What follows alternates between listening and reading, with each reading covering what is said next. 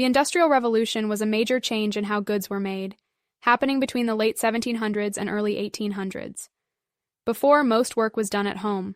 Merchants would bring raw materials to workers, who would create finished products. But as demand grew, this system couldn't keep up.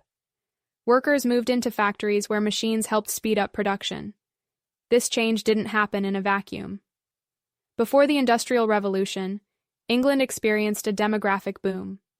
Between 1750 and 1800, the population grew by 57%, from 5 million to 12 million. Why? Better hygiene and the end of deadly epidemics helped people live longer. Improvements like cleaner homes, more cotton clothes, and safer buildings helped reduce disease. Plus, with better living conditions, people married earlier, had more kids, and the population grew. This was also a time of agricultural change. Farmers started using better techniques like crop rotation, which made food production more efficient. In places like Russia, new land was cleared for farming, but in England, the focus was on large, market-driven farms. This created wealth, which funded the Industrial Revolution. England also had a huge advantage: its empire.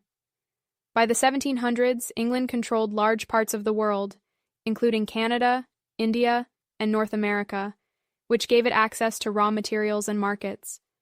The first industry to change was textiles. The invention of the mechanical loom helped England become the world's leading producer of cotton instead of wool. Cotton was cheaper, and it came from America, where it was harvested using slave labor. It was then processed in English factories and sold worldwide.